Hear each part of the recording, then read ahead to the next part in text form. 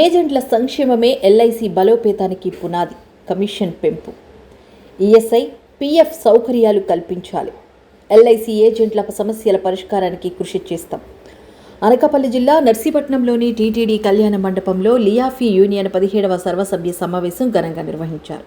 ఈ సమావేశానికి లియాఫీ all India legal affairs chairman N Gajapathirao, లియాఫీ Visakhapatnam divisional president B Tirumalarao ముఖ్య అతిథులుగా హాజరయ్యారు.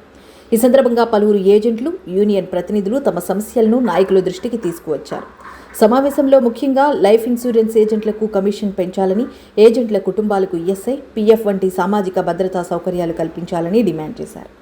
ఏజెంట్ల సంక్షేమాన్ని దృష్టిలో పెట్టుకుని సంస్థ యాజమాన్యం మరిన్ని చర్యలు చేపట్టాలని కోరారు. లియాఫీ ఆర్గనైజేషన్ అంటే agents union federation of India అనేటువంటి లియాఫీ ఆర్గనైజేషను 17వ సర్వసభ్య సమావేశాన్ని జరుపుకోవడం జరుగుతుంది.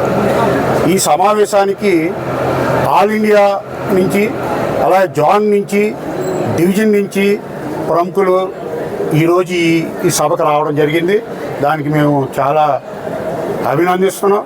అలాగనే ఈరోజు నర్సీపట్నం బ్రాంచ్ 37 సంవత్సరాలు అయింది.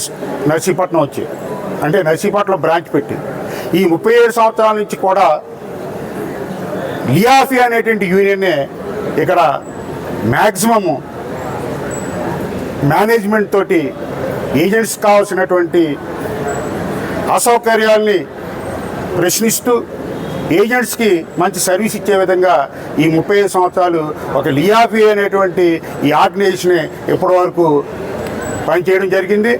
మధ్యలో ఎన్నో యూనియన్స్ రావచ్చు, వదిలిపెట్టండి. కానీ ప్రస్తుతం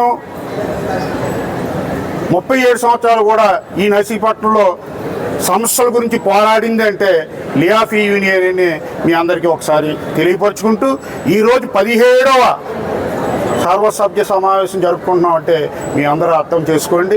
ఇంకేదంటే లియాఫీ అనేటువంటిది ఒక నర్సీపట్నంలోనే కాదు, డివిజన్లోనే కాదు, జోన్లోనే కాదు, ఆల్ ఇండియాలోనే ఈ లియాఫీలోనే దరిదాపు 15 లక్షల మంది ఏజెంట్స్తో కూడినటువంటి ఏకైక సంస్థ ఏదైనా ఉన్నదంటే అది ఒక లియాఫీ అనేది మీ అందరూ గుర్తించుకోవాలని కోరుకుంటూ, ఈరోజు ఈ సభని దిగ్విజయం చేయాలని ప్రతి ఒక్కరికి కోరుకుంటూ ఇంతటితో నేను సెలవు